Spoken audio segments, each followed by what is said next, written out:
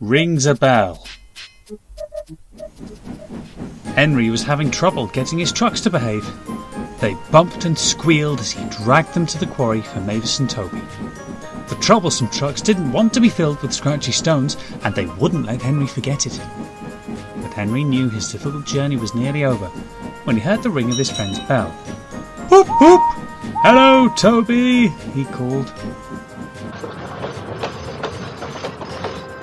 At the quarry, things were very disorganised.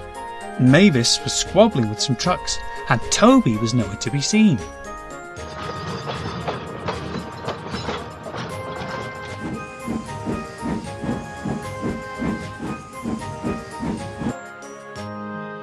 "You seem behind with your work, Mavis," said Henry's driver. "Never mind, I'm sure Toby will be here soon to help you out." "I expect so," sulked Mavis, who didn't like Toby helping her all the time. She wanted to do things on her own. "Toby's an old fusspot," she said, bumping a line of trucks crossly. She didn't want Henry's help either, so he returned to the yard, glad to leave the mess behind. The next morning it was Edward's turn to take the empty trucks to the quarry. He was looking forward to seeing his old friend Toby. As Edward steamed carefully along the outlying line, he heard the ring of Toby's bell. "Hello, Toby," he called. But Edward didn't get a reply. When he arrived at the quarry, Edward had never seen such a mess. Mavis bumped her truck so hard that it broke, and the rest of them refused to work. "Toby will help you," said Edward kindly. "I don't want his help," snapped Mavis. "I can do it on my own." "But where is Toby?" asked Edward. "Oh, somewhere, I expect," said Mavis. "Wherever he is, it must be important for him to leave you in this mess," said Edward's driver. "I'm not in a mess," said Mavis, as the poor truck collapsed in front of her, sending white chalky dust everywhere.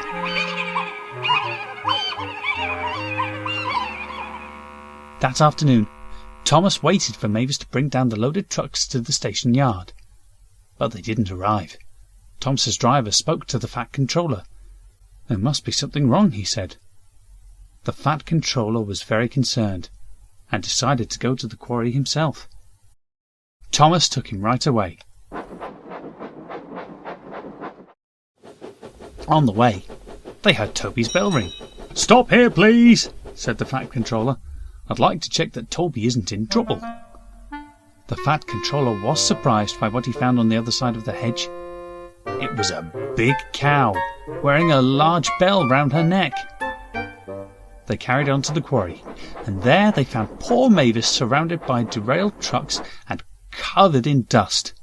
She didn't expect a visit from the Fat Controller.